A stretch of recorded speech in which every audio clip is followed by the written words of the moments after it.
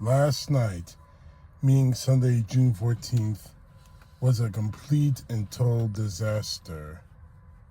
A waste of money, taxpayers' money, American taxpayers' money that could have been gone towards helping the homeless, since the MAGA is so concerned about the homeless. Could have funded healthcare, since they're so worried about healthcare. But instead, what we got was a UFC fight dressed up in red, white, and blue. What we got was a cage fight disguised as patriotism. To help you understand this, there's an article from John Pavlovitz, the $60 million UFC, white trash, White House takeover should piss off every decent American. What in the white trash hell was that? How did we get here? I'm not talking about the perfect storm of corruption, toxic religion, and white nationalism that has resulted in the unthinkable ascension to power of one of the most reprehensible festering sacks of organic matter ever to have leave his putrid slime trails on the planet. Greater minds can unpack the complex historical and social explanations for the inexplicable sequel given to the greatest single collective electoral error in our history. What I want to know is how, at the precipice of our 250th year as a republic, have we devolved into the disgraceful public urination that took place at our capital. If you took every stereotype of the ugly American, the most monstrous, exaggerated categories of us as a people, the absolute worst cliche of this nation, and our most base, most ignorant, and most vile, and if you fed into an AI program with the prompt making something truly disgusting, this is what you would end up with. We should be the United States of embarrassment today. There should be nonpartisan vomiting and faceplanting all across the nation after witnessing this wasteful $60 million star-spangled asinine white supremacist Dubrow circle jerk on the lawn of the people's house. Our house.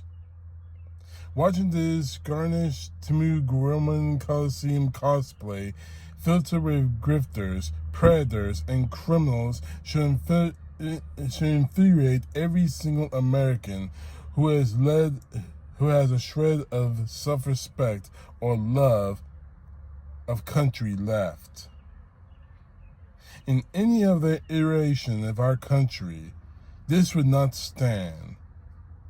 Knowing that their taxes were funding a violent, phobic birthday party for our cognitively failing serial predator, were propped out proud and patriotic forebears into complete overthrow of those in power. In a time when people have to choose between paying their rent or affording routine health care, when families can't afford groceries or to fill their gas tanks, we're funding foreign genocides and domestic concentration camps, where we're being told that we can't afford to house or feed or care for the most vulnerable.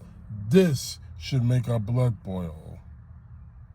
More than that, it should wake us all the hell up.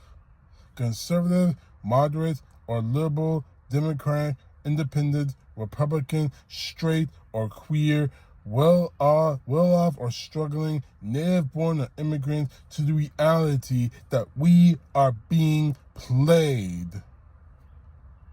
The billionaires and now trillionaires, thanks to Elon Musk, are mocking us right now, dismantling the systems and protecting and protections designed to care for each of us, ignoring the Constitution, discarding morality, hoarding the wealth, and that was meant to be shared, devouring our natural resources, turning us against one another, and giving us a sweaty $60 million middle finger to all of us in the process.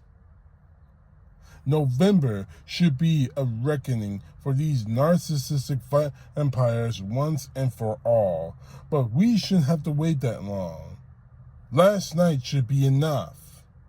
This should be the final straw for every human being who calls this place home, rousing each of us of whatever empathy, denial, political tribalism, wishful thinking, or American exceptionalism that has kept us on the sidelines.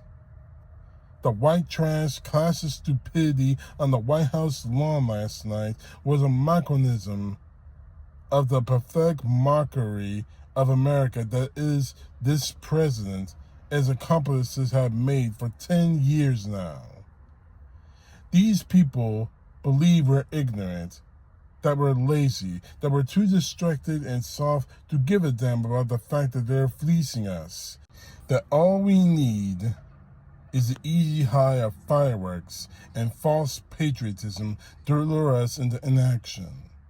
If we allow them to prevail, we will have proven them right. Who are we going to be, America? The fact is this. When I look at what happened last night, I didn't see America. I didn't see patriotism. All I saw was a gathering of thugs, of criminals, of people who are fleecing this country, who are crippling the people of this nation. And this is me talking, not John Pavlovitz. What I saw was thugs, criminals, child molesters, all gathered in one place. And people who celebrate this shit. What I saw wasn't about America. I didn't see troops out there being honored. I saw Donald Trump being honored. I didn't see Americans put on the pedestal as being the beacon of hope.